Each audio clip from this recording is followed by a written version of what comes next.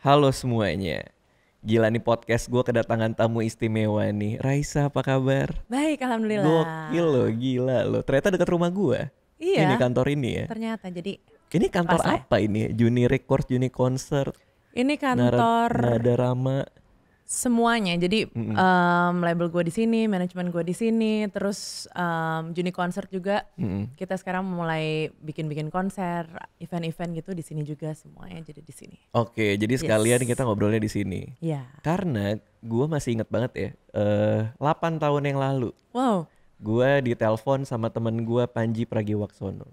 Terus disuruh datang ke Sino Coffee. Katanya dia mau ada nyanyi apa gitu di situ. Oh ya Allah. Datanglah gue ke sana kan. Buka puasa bukan sih, bukan ya? Gue lupa dah. Bukan. Pokoknya dia bikin acara di situ, ada stand up-nya, ada nyanyinya gitu kan. Datanglah gue di sana ya kan. Datang terus duduk di belakang di backstage. Terus salah satu temen gue ada yang heboh. Waduh, ada Raisa nyanyi gitu. Nah waktu itu lo belum punya single, belum apa, kayak masih jadi penyanyi yang bantuin Panji deh waktu itu ya. Kayak gimana sih waktu itu? Sebenarnya lupa. Cuma kalau misalnya 8 tahun yang lalu sih harusnya udah ya. Udah ya? Udah, cuma mungkin baru 2 single, mungkin baru 3 single sampai Kuritbi lah. Karena seinget gue lo bahkan belum punya single, belum punya apa. Maksudnya gue juga nggak tahu gitu. Pokoknya ada lu nyanyi dan orang ngomongin gitu. Kalau gitu berarti itu kayak lebih lama lagi ya? tahun lalu mungkin. Ya ketahuan banget tuanya gue ya. Wow. Cuman gue inget tuh pertama kali ketemu lu, maksudnya ngeliat lu gitu di situ. Terus entah berapa tahun kemudian lu di TV, lu di mana, terus gue mikir, wih anjir nih gue pernah ngeliat nih dia nyanyi dulu gitu. Gue mikir gitu. Abis itu gue ada acara di Kalimantan. Datanglah gue acara Kalimantan kayak talk show gitu kan. Datang, terus gue ngeliat, wah yang datang penuh banget, rame gitu. Wah gue seneng dong ada fans apa datang nonton gue kan.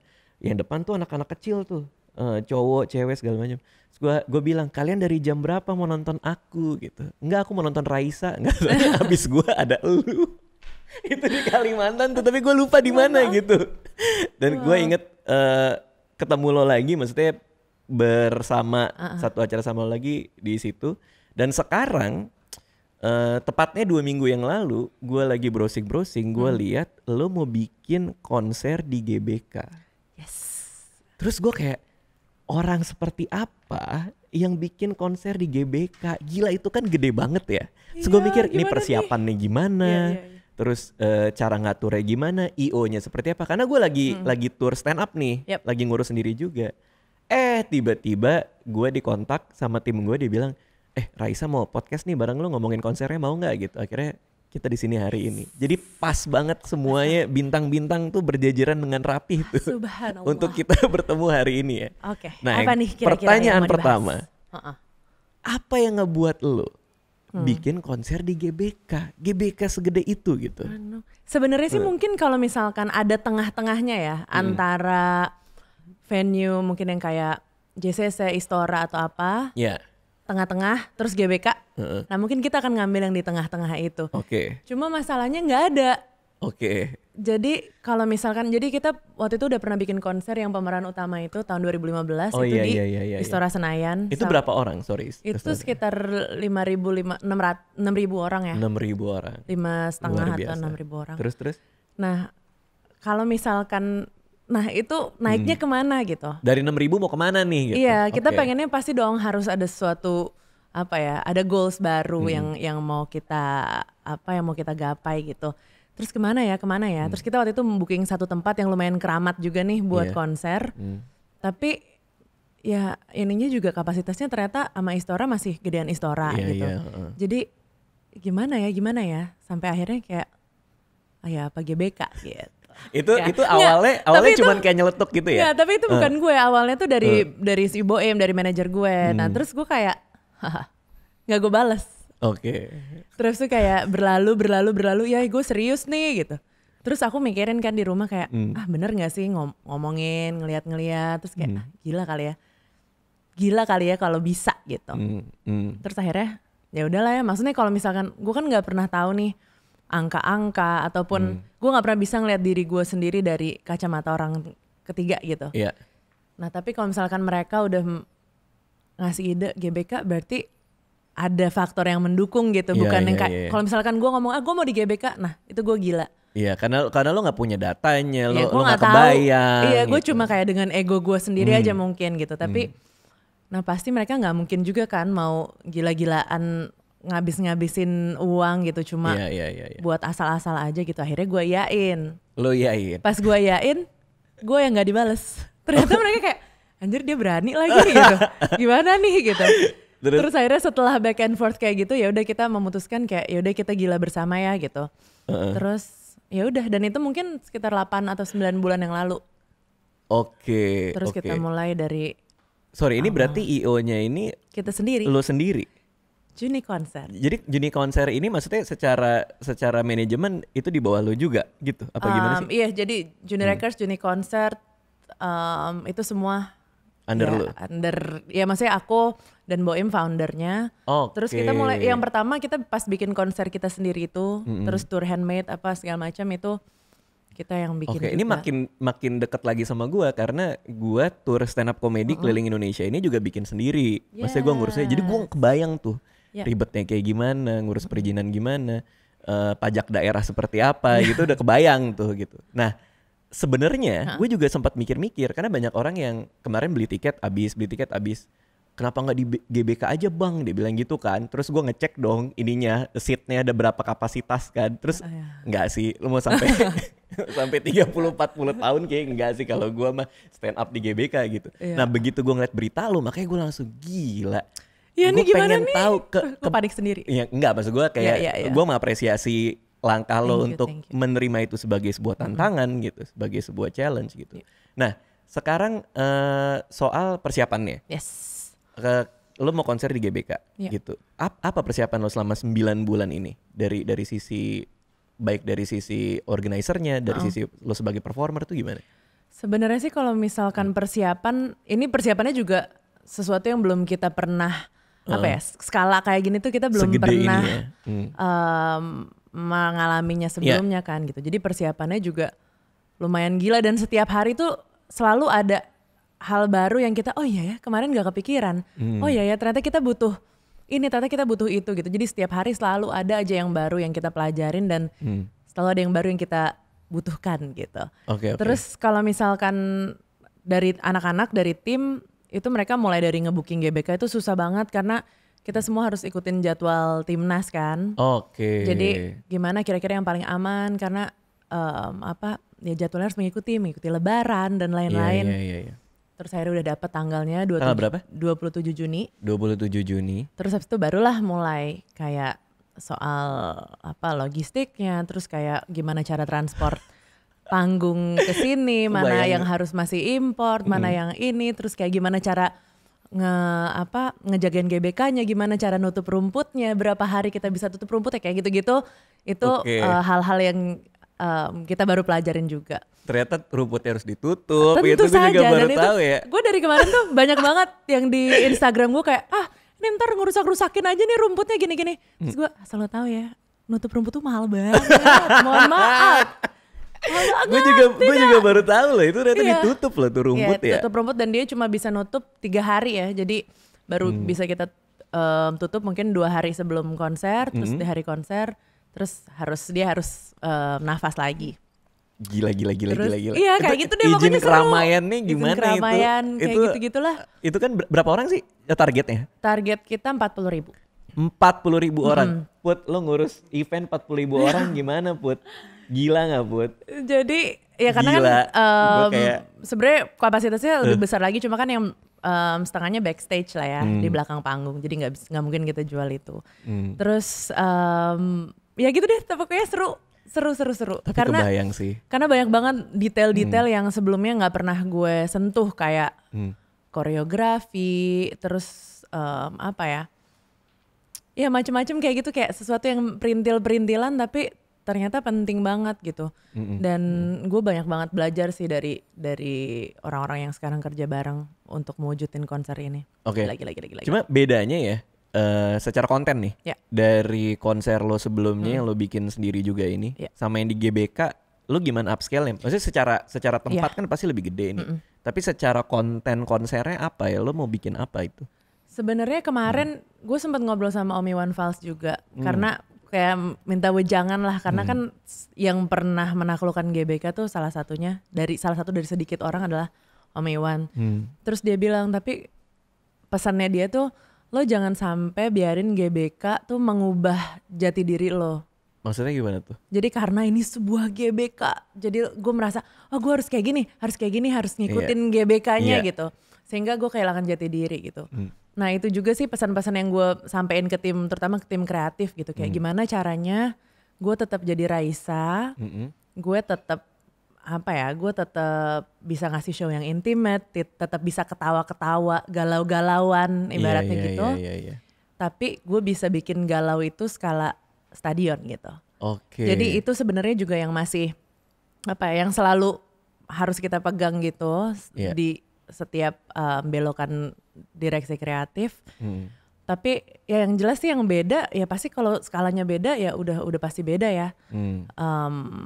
Yang disajiin, terus juga ya dari kostum, dari koreografi. Gue nggak pernah ada koreografi sebelumnya, nggak pernah punya dancer di atas panggung sebelumnya. Sekarang pasti harus ada gitu. Terus walaupun gue ngedance apa enggak masih menjadi perdebatan. Oh nanti lo bakal ngedance apa enggak ini masih jadi perdebatan. Ya? Jujur aja gue di tim tidak. Oh gitu. Terus, ya? Gak tahu ya. Terus aransemen semua pasti di aransemen ulang jauh lebih megah dari kalau misalkan manggung-manggung biasa udah obviously. Terus bintang tamu kita masih godok nih. Karena gue nggak pengen bintang tamu itu sekedar kayak ibaratnya buat jualan tiket gitu.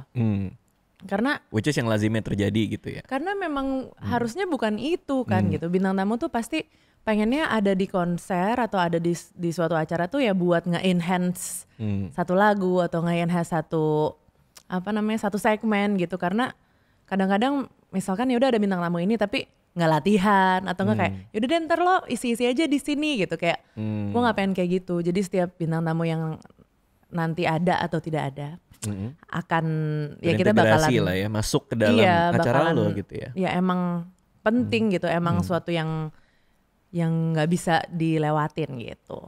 Oke. Kalau dari ininya rangkaian acaranya ini ada narasinya nggak? Apa ini perjalanan karir lo kah atau cerita soal parenthood kah atau apa gitu? Ada sih, nanti pasti akan ada sedikit banyak. Kok gue gak pengen bocorin terlalu banyak, cuma pasti ada ya gimana juga ini sentimental banget ya buat gue gitu. Jadi gue pengen, dan pasti sentimental juga buat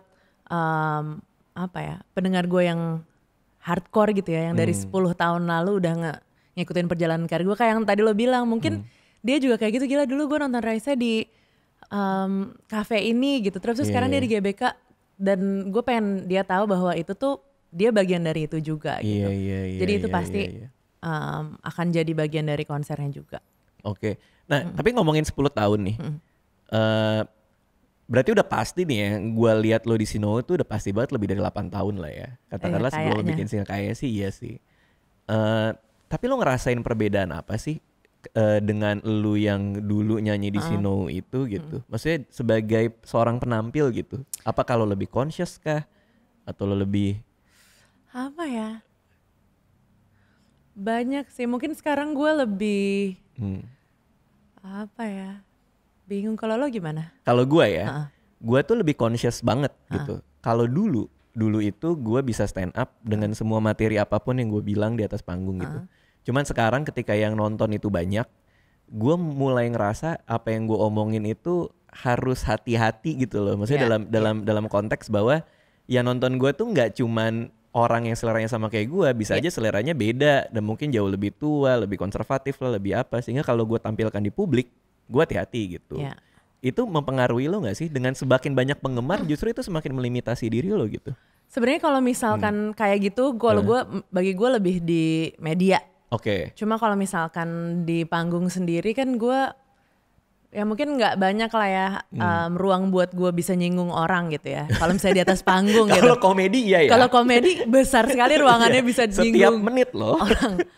Nah kalau gue kan gue nyanyi aja gitu dan juga paling ngobrol-ngobrol sesuatu yang berhubungan dengan relationship kayak gitu-gitu ya, lucu-lucu aja gitu. Cuma yang sekarang gue lebih rasain sih, gue lebih appreciate penonton gue gitu. Sebelumnya gue kayak lebih ke arah apa ya, yaudah gue mau nyanyi, gue pengen nunjukin nih gue bisa nyanyi, ini lagu gue gitu. Gue lebih kayak gue gitu. Kalau sekarang gue lebih kayak penonton pengen denger lagu apa kira-kira. Terus juga mungkin gue sekarang udah mulai nulis lagu yang jauh lebih dalam lagi buat gue pribadi. Jadi gue mulai bisa ngelihat mata-mata penonton. Gue mulai bisa kayak, gila mungkin bagi gue ini panggung ke 1000. Tapi bagi dia mungkin ini lagu yang dia dengerin pas dia lagi down banget kayak gitu. Jadi gue nggak pernah jangan pernah nganggep remeh sebuah panggung atau gue nyanyi 3 lagu doang, penontonnya gimana. Siapa tahu ada yang satu di pojok sana yang kayak, duh lagu ini tuh bener-bener help me ini kayak gitu kan, kita nggak pernah tahu ya. Jadi gue nggak pernah gue ngerasa sekarang sih perbedaannya itu, gue selalu jauh lebih menghargai waktu gue di atas panggung. Iya benar juga sih. Jadi sebenarnya kebalikan gitu loh. Biasanya kan orang kayak semakin terbiasa tuh semakin kayak udah gue biasa aja gitu manggung nggak elah gitu. Cuma kalau gue semakin gue sering manggung, gue justru semakin ngehargain panggung itu karena ya itu dia, mungkin bagi gue nih udah keberapa kali, tapi bagi orang itu tetap pertama kali gitu. Karena lu bayangin gak sih, maksudnya ini kalau dalam konteks konser lo ya, orang beli tiket konser lo harganya sekian gitu kan. Pertama dia harus nabung dulu tuh. Kedua dia harus meluangkan tanggal tuh. Ketiga dia harus datang dari luar kota. Iya gitu, harus travel dulu datang ke situ. Terus kalau kita di atas panggung kita malas-malesan kan kayak kasihan juga gak sih gitu. Tapi emang makin kesini emang rasa peduli itu makin ada ya sebagai seorang penampil ya. Dan juga pas gue punya anak nih, gue ngerasa opportunity cost gue keluar dari rumah tuh jadi tinggi banget. Biasanya gue keluar rumah ya keluar aja, gue manggung kayak mau apa kayak ya udah terserah gitu. Sekarang kayak keluar rumah gue harus merelakan waktu sama anak gue. Itu harus sesuatu yang ada kontennya gitu loh. Itu bener banget sih. Harus berimpact, harus kalau misalnya gue nyanyi harus bagus, kalau misalnya gue harus serius gitu loh. Iya. Jadi kalau enggak gue mendingan di rumah. Mendingan rumah sama anak. Iya kayak gitu. Sekarang kayak gitu. Iya kan? Iya bener-bener, gue juga kayak gitu sih. Iya. Nah cuman emang ya punya anak itu ngebuat kita tuh jadi berubah gitu. Kalau gue pribadi, segala hal konten yang gue lakuin adalah dengan impact bahwa ini kalau anak gue suatu saat nonton gimana ya? Malu nggak gitu. Iya kalau gue sih gitu ya. Kenapa gue? Kalau gue gitu ya, apakah membanggakan buat dia? Apakah dia seneng gitu? Apakah dia suka gitu? Jadi konteks gue sekarang adalah untuk ngecari legacy gue gitu. Warisan dalam tanda kutip, apa yang akan gue turunkan ke dia untuk dia nikmati dan dia lihat gitu. Kalau lu juga gitu nggak? Atau gue itu maksud itu emang benar-benar dari pandangan cowok banget sih. Oh gitu? Gue rasa, soalnya suami gue sering banget ngomong kayak gini. Apalagi dia kan di konservasi kan, jadi semua speech dia atau apapun semua jadi kayak oke, biar Zalina bisa melihat laut seperti ini ini. Jadi kayak kalau misalnya aku gagal ini impactnya di generasi dia kayak gitu, jadi kayak lebih lebih dalam lagi gitu. Kalau gue kayak gitu juga sih, tapi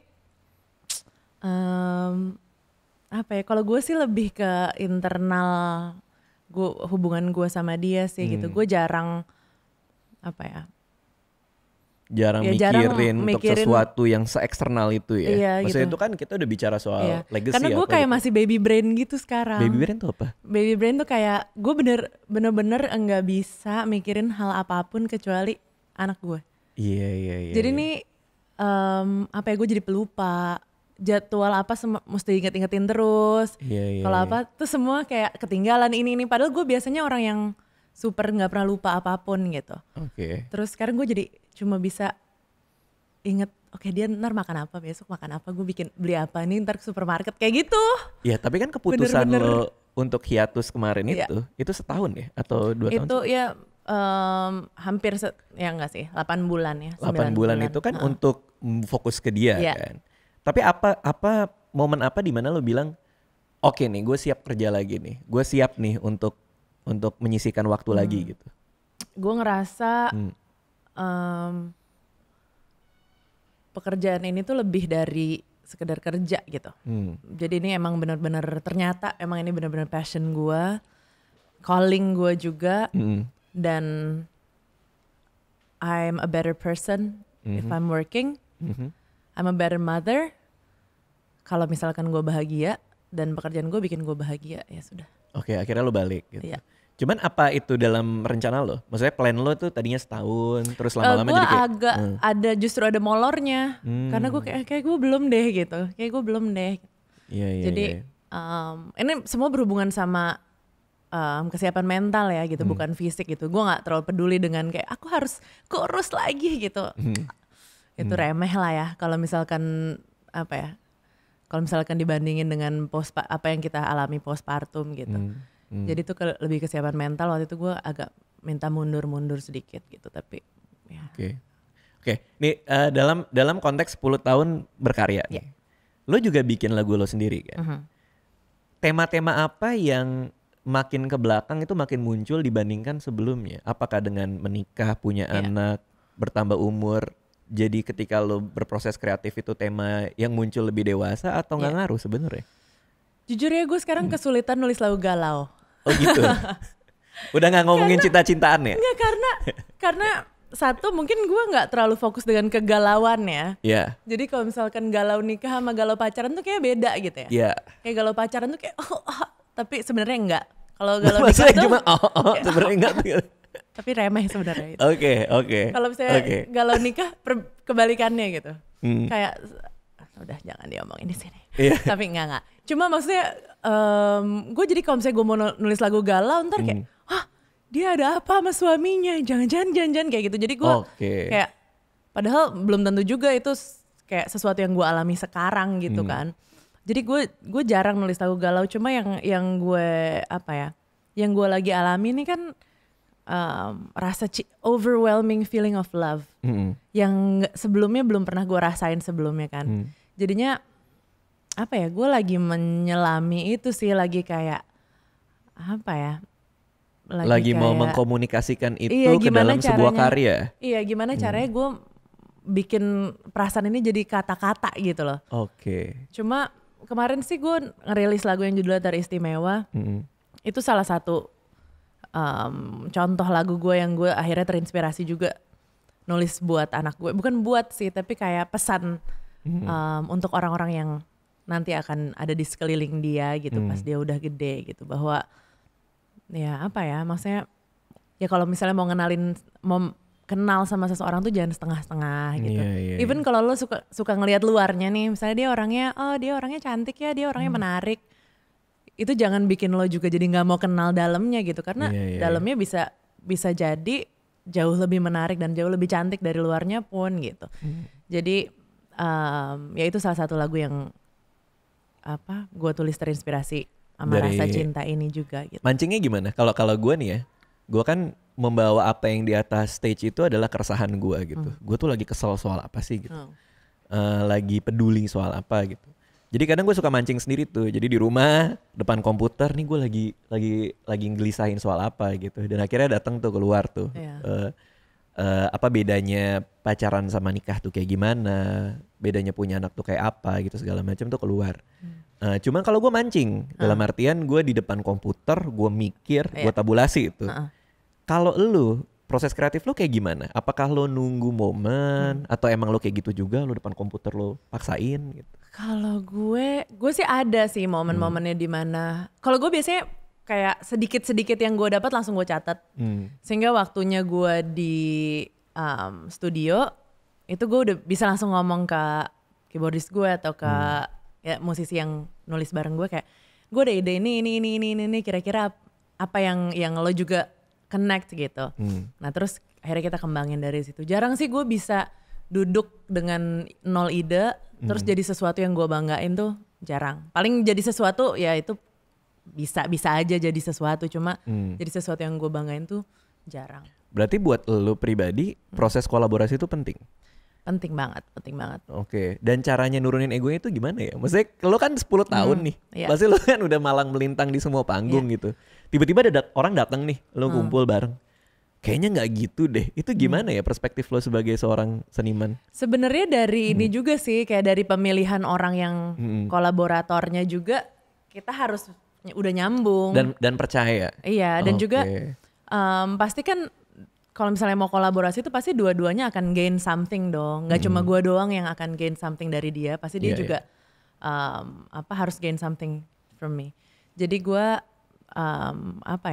ya gue berusaha menyodorkan itu ke dia sehingga dia juga terbuka sama gue. Dan yang pasti gue sekarang kalau milih kolaborator tuh sesuatu yang emang gue pengen belajar dari dia gitu. Karena ibaratnya kalau misalnya gue pengen bikin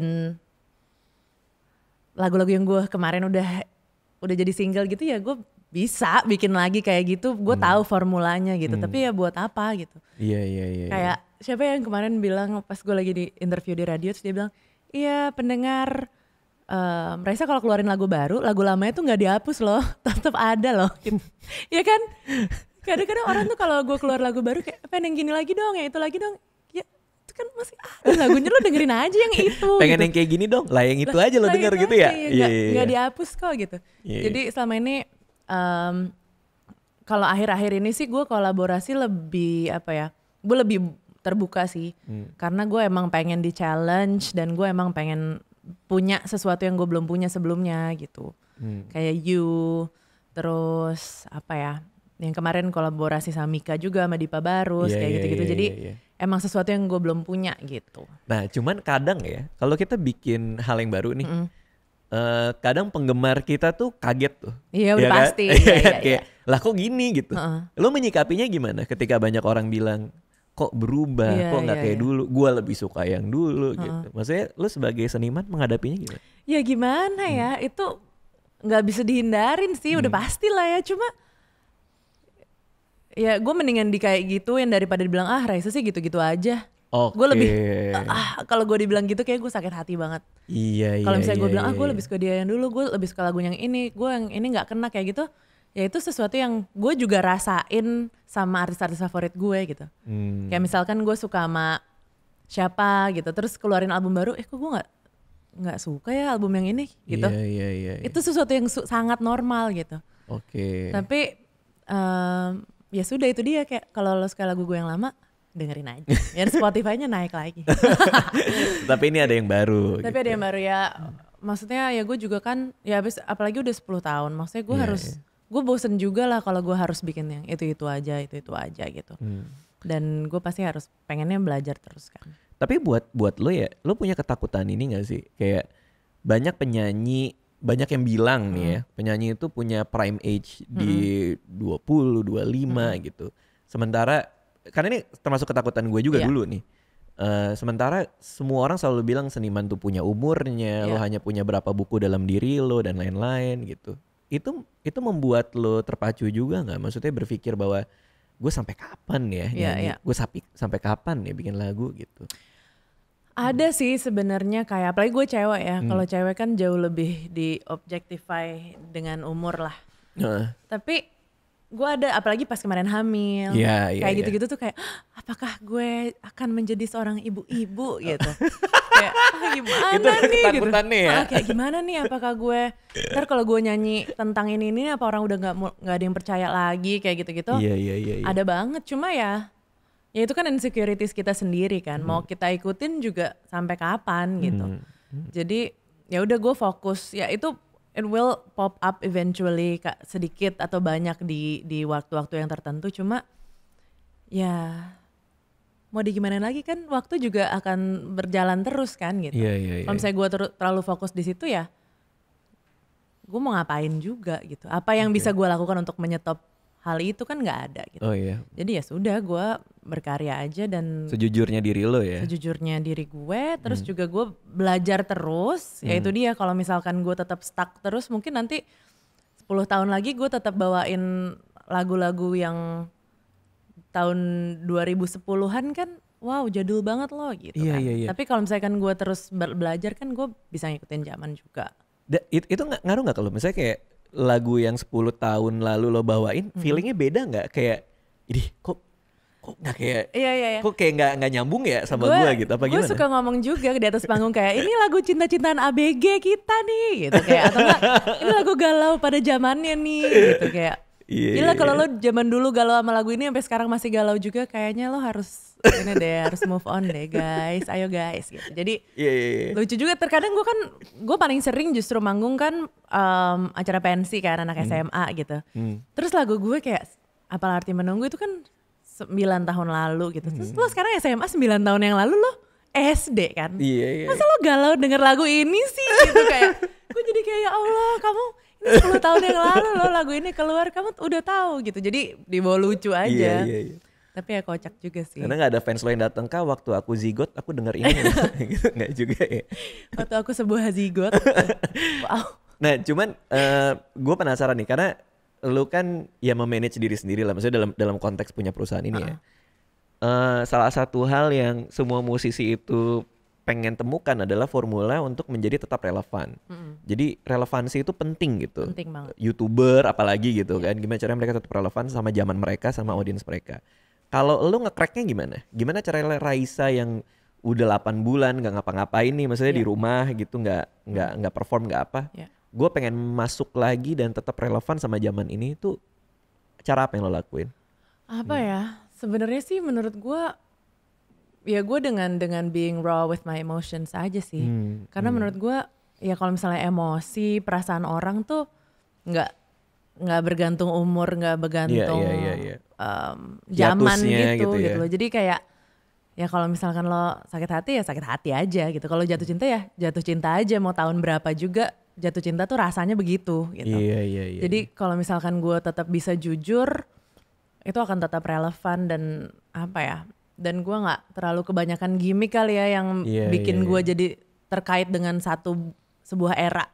Betul, ya betul. Jadinya ya udah gitu aja, mungkin tetap jujur, tetap ngegali-gali lagi kayak masih ada nih emosi gue yang belum gue gali, masih ada nih perasaan-perasaan orang-orang atau perasaan gue yang belum tertuang jadi sebuah lagu gitu. Karena ya itu lagu yang 9 tahun lalu aja orang masih denger ya.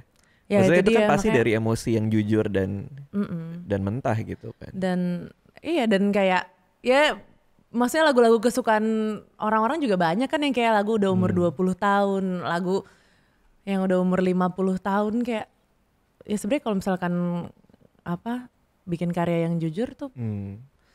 Cuma beberapa lagu yang lo ciptakan memang berasal dari keresahan yang pribadi kan. Ya. Gimana cara lo membuat itu menjadi keresahan banyak orang gitu? Gimana cara lo membuat itu jadi tidak sepersonal itu sehingga orang bisa nikmatin di radio gitu katakan? Ada nggak secara conscious gitu? Nggak, apa ya? Nggak sih, karena gue yakin gue tuh rakyat. Rakyat tuh apa tuh? Jadi kayak kalau gue sakit bagian hati dari masyarakat. Iya, kalau gue sakit hati tuh pasti lo sakit hatinya sama kan sama gue gitu kayak gue menyuarakan hati rakyat nih. Gue kayak gitu sambil nulis. Gitu ya, iya. Seni masyarakat nih pasti. Gue jadi kayak gue ngerasa kayak gue tuh adalah kalian dan kalian adalah gue gitu. Mungkin itu kali ya yang gue bawa di panggung dan juga yang apa ya? Yang bikin banyak orang bisa relate sama gue selama ini gitu, karena kayak apa ya? Karena gue tuh sebenarnya biasa-biasa aja, jadi kayak semua orang juga ngerasa kayak ya gue bisa jadi dia, dan gue yakin yang dia nyanyikan tuh ya emang perwakilan hati gue gitu, karena ya gue itu adalah dia gitu. Jadi gimana ya gue ngejelasinnya? Lo nggak terlalu mikirin. Tapi gue ngerasa orang yang bisa bikin relevan dari lagu-lagu gue dan dari Raisa sebagai brand tuh ya itu gitu, kayak bisa relate. Nah terakhir nih, gue kalau bikin film yang sebelum gue nulis, hal yang gue bayangin pertama adalah ketika lampu bioskop dinyalain, penonton ngapain? Sesimpel kayak misalnya nelpon bapaknya minta maaf, atau sesimpel dia keluar terus meluk pacarnya gitu. Sesimpel dia nelpon temennya, gue masih punya utang 5.000 ke lo gitu. Ketika konser di GBK nanti, 40.000 orang, lu bilang saya Raisa selamat malam, lu mau penonton ngapain? Apa ya? Ya gue pengen, pada saat itu gue pengen mereka teriak sih, dan mereka have a good time. Dan mereka nggak inget apa-apa lagi di luar itu. Dan terus setiap gue nyanyiin satu lagu ya mereka akan transport ke masa di mana mereka dengerin lagu itu di mobil, di mana mereka dengerin lagu itu di kamar sambil nangis-nangis pelukan sama teman-temannya, di mana mereka first date-nya dengerin lagu itu kayak gitu. Dan gue pengen nge-transport mereka ke masa-masa itu dan sama sekali nggak keluar dari 2 jam di dalam GBK bersama gue itu. Oke. Good luck Raisa buat konsernya di GBK tanggal tadi 27 Juni. 27 Juni. Tiketnya bisa dibeli di loket.com dan juga di Gotix.